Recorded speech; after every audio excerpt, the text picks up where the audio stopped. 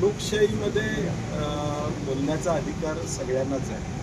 ज्या पद्धतीनं नव्या पिढीबद्दलची या ठिकाणी वक्तव्य झाली, त्याला विरोध म्हणून जवळजवळ 1,30,00,000 युवक आणि युवतींनी या मोहिमेमध्ये आपला सहभाग नोंदवलेला आहे. यातून या देशामध्ये असणाऱ्या तरुणींमध्ये किती उद्रेक आहे हे साधारणपणे त्या ठिकाणी दिसून येतं.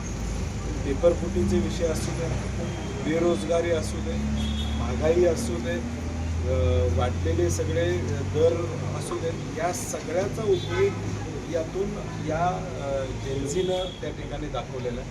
मला वाटते सरकार फक्त जातीमध्ये तणाव करण्यामध्ये मग्न आहे. मूळ प्रश्न जे या देशातल्या तरुणांचे त्याच्याकडे दुर्लक्ष होतंय याचं हे प्रतीक ही कुठेतरी सुरुवात आहे असं म्हणायचं. नाही, बरोबर आहे. शेवटी ज्यावेळी आपण डेमोग्राफिक डिव्हिजनचा विचार करतो त्यावेळी तरुणाई हे आपला मोठा ॲसेट आहे.